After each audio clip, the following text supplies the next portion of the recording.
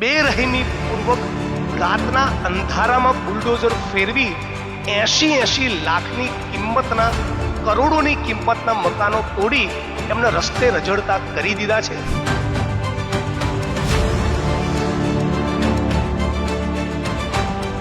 જ્યારે આઝાદી પહેલાં આ લોકોના મકાન હોય ત્યારે, તો આઝાદી પહેલાં તો અને આઝાદી પછી તો કાયદો હતો કે ખેડે એની જમીન અને કબજો એનું મકાન.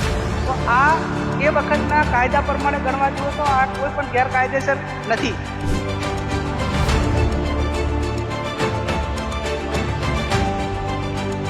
અને સાંભળવા મળ્યું કે હજી બીજા 2000 લોકોને અહીંથી પોતાના આશિયાના રોજીરોટી દુકાનોથી વંચિત કરવાના છે.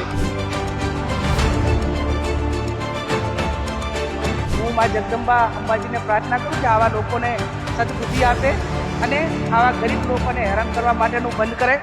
રાજ્યની અંદર છેલ્લા ઘણા દિવસોથી દાદાનું બુલડોઝર ખૂબ ટ્રેન્ડમાં ચાલી રહ્યું છે. અમદાવાદના એ ઓઢવ વિસ્તાર હોય કે પછી દ્વારકાનું એ ટાપુ હોય કે પછી ગીર સોમનાથ જિલ્લાની આસપાસના એ વિસ્તારોમાં ડિમોલેશન હોય, લગભગ ગુજરાતમાં દાદાનું બુલડોઝર ફરી વળ્યું. ગેરકાયદેસર રીતે રહેતા અને મકાનો પર અચાનક નોટિસ આપી અને બુલડોઝર ફેરવી દેતા, જેમાં જે ઘરોમાં રહેતા લોકો છે એ ઘર વિહોણા થયા હતા. આજે વાત કરવી છે અંબાજીની, કે જ્યાં પીએમ મોદીના એ ડ્રીમ પ્રોજેક્ટ કે જે કોરિડોરનું કામ ચાલી રહ્યું છે અને કામની વચ્ચે જેટલા પણ અડચણરૂપ મકાનો હતા, દબાણ કરાયેલા હતા, એ બધા જ મકાનોને થોડા દિવસ પહેલા ડિમોલિશન કરવામાં આવ્યા. અંબાજીમાં રબારી સમાજના જે ઘર તોડવામાં આવ્યા તેનો મામલો હવે ખૂબ ગરમાયો છે, કારણ કે આજે કોંગ્રેસના નેતાઓ એ રબારી સમાજના આગેવાનો અને લોકોને મળવા માટે પહોંચ્યા હતા. ગેનીબેન ઠાકોર સાંસદ કે જે જિગ્નેશ મેવાણી અને કાંતિ ખરાડી આ બધાની સાથે આખો એક મોરચો તૈયાર કરી અને રબારી સમાજની વહારે આવ્યા હતા. એ અંબાજીના એ વિસ્તારમાં જે ડિમોલેશન થયું, જેમાં 100 જેટલા ઘરો પર બુલડોઝર ફેરવવામાં આવ્યું. બુલડોઝર ફરતાની સાથે જ એ ઘરમાં રહેતા એ લોકો ઘર વિહોણા થયા છે.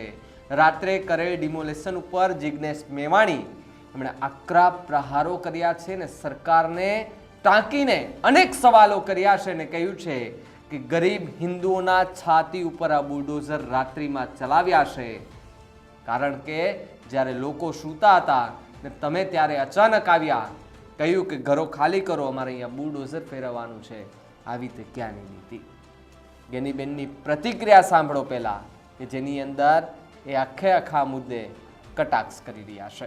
આજે અંબાજી મુકામે કાંતિભાઈ ખરાડી, જિગ્નેશભાઈ, હું લાલજીભાઈ, અમારા કોંગ્રેસના સૌ આગેવાનો જે કોરિડોર બનાવવા માટે કરીને ગુજરાત સરકારે જે વર્ષોથી અહીંના તમામ સમાજના લોકો, ગરીબ લોકો એ પોતાના પરસેવાની કમાણીએ મકાન બનાવીને નાના મોટા મકાન બનાવી નાના મોટા ધંધા રોજગાર સાથે ગુજરાન ચલાવતા હતા.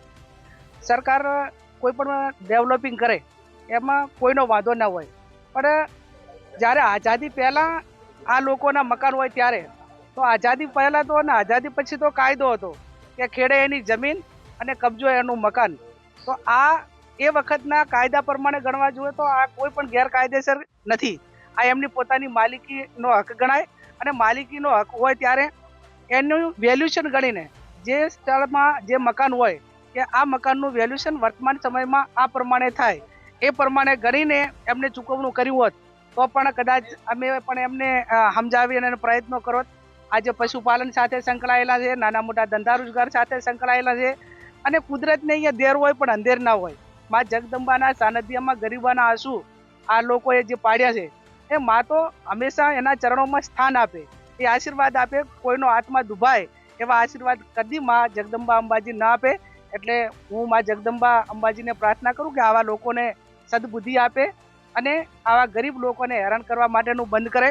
અમે કલેક્ટરને મળીશું અને આ લોકોને રહેવા માટે અને એમની જે માગણી છે એ માગણી કઈ રીતે ગ્રાહ્ય રહે એવા અમારા બધાના સામૂહિક પ્રયત્નો રહેશે. તો જે રીતે કોંગ્રેસના દિગ્ગજ નેતાઓ પહોંચ્યા હતા, સાંસદ, ધારાસભ્ય, કાર્યકર્તાઓ સહિતના લોકો અને કોંગ્રેસને સમર્થન કરતા એ લોકો પણ ત્યાં પહોંચ્યા હતા. બહોળી સંખ્યામાં લોકો હતા. પોલીસનો બંદોબસ્ત પણ હતો, પોલીસે સમજાવટ પણ કરી છે. પરંતુ વાત એ થાય છે કે 60-65 વર્ષથી રહેતા લોકો અત્યારે કેમ ખબર પડે છે કે ગેરકાયદેસર રીતે રહેશે? જે જગ્યામાં પોતાનું ઘર બંધાણું હોય, 60-65 વર્ષ કાઢ્યા હોય, અને ત્યાં 60-65-70 વર્ષ પછી આવીને એવું કહે તંત્ર કે ભાઈ અહીંયા બુલડોઝર ફેરવવાનું છે, આ જગ્યા તો ગેરકાયદેસર છે. આ આખા મુદ્દાને લઈને જિગ્નેશ મેવાણી એમણે પણ ખૂબ આકરા પ્રહારો કર્યા છે અને કહ્યું છે કે ગરીબ હિન્દુની છાતી ઉપર બુલડોઝર ફર્યા છે. મેવાણીની પ્રતિક્રિયા પણ સાંભળીએ. અંબાજીમાં કોરિડોર બનાવવાના નામે રબારી અને અન્ય સમાજના ગરીબ વર્ગોના અત્યંત બેરહેમીપૂર્વક રાતના અંધારામાં બુલડોઝર ફેરવી 80 લાખની કિંમતના, કરોડોની કિંમતના મકાનો તોડી એમને રસ્તે રઝળતા કરી દીધા છે. અને અત્યારે વૈકલ્પિક વ્યવસ્થાના નામે થોડાક દિવસ રહેવા માટે જે જગ્યા આપી છે એ નકરા ખંડેર સમાન છે. અને એવું ખંડેર છે જેનું છજુ ગમે ત્યારે કોઈનું માથું ફાડી શકે. આ ભારતીય જનતા પાર્ટીની સરકારનું અસલી ચરિત્ર છે. એટલે ક્ષત્રિય, દલિત અને કોળી સમાજના મકાનો ભાવનગરમાં તોડી રહ્યા છે, અમદાવાદમાં અને અંબાજીમાં રબારી સમાજના મકાન તોડ્યા, સુભાષબ્રિજ સર્કલ પાસે ઠાકોર સમાજના મકાન તોડ્યા. એટલે જાણે દલિત, આદિવાસી, ઓબીસી સમાજની છાતી પર બુલડોઝર ફેરવવાનો સંકલ્પ આ હિન્દુત્વનો ઠંઠો લઈને ફરતી સરકારે, ભાજપના લોકોએ કર્યું હોય એવું ચિત્ર છે. અને સાંભળવા મળ્યું છે કે હજી બીજા 2000 લોકોને અહીંથી પોતાના આશિયાના રોજીરોટી દુકાનોથી વંચિત કરવાના છે. એટલે આવો પ્રોજેક્ટ એ અમાનવીય પ્રોજેક્ટ છે, જે કોઈ પણ સંજોગોમાં થવો જોઈએ નહીં. અંબાજીના ધામમાં, પ્રાંગણમાં જે લોકો બેઠા છે એનો એકડો આ સરકાર ભૂંસી નાખવા માંગે છે. એની વિરુદ્ધમાં જ્ઞાનીબેન ઠાકોર, કાંતિભાઈ, સેવાદળના અધ્યક્ષ લાલજીબેન, અમે બધા સંકલ્પબદ્ધ છીએ કે યોગ્ય વૈકલ્પિક વ્યવસ્થા અને આત્મસન્માન ન મળે ત્યાં સુધી આ પ્રોજેક્ટ અમે થવા દેવાના નથી. આ વિકાસ નહીં, એ નર્યો વિનાશ છે. તો જે રીતે આરોપ લગાડવામાં આવી રહ્યા છે ને જિગ્નેશ મેવાણીએ કહ્યું કે સુપ્રીમ કોર્ટના હુકમની અવહેલના કરી છે આ તંત્રએ, તંત્ર પર પણ એમણે સવાલો ઉઠાવ્યા છે. જ્યાં સુધી રબારી સમાજને ઘર નહીં મળે ત્યાં સુધી આ કોરિડોરને બનવા નહીં દઈએ તેવું કોંગ્રેસના દિગ્ગજ નેતાઓએ જણાવ્યું છે. ગેનીબેને પણ ભાજપની સરકારને ઘેરતા પ્રહારો કર્યા હતા અને ગુજરાત સરકારે આ ગરીબોના પરસેવા ઉપર પાણી ફેરવ્યું હોય તેવું નિવેદન ગેનીબેન ઠાકોર છે તેમણે આપ્યું છે.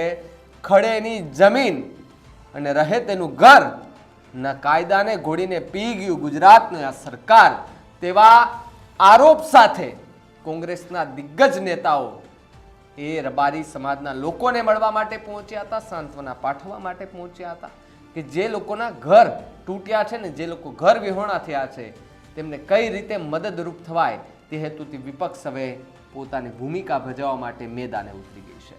આખા મુદ્દે તમારું શું માનવું છે અમને કમેન્ટ કરીને ખાસ જણાવજો. તો આવા જ વધુ સમાચાર માટે આપ જોતા રહો ન્યૂઝરૂમ ગુજરાત. નમસ્કાર.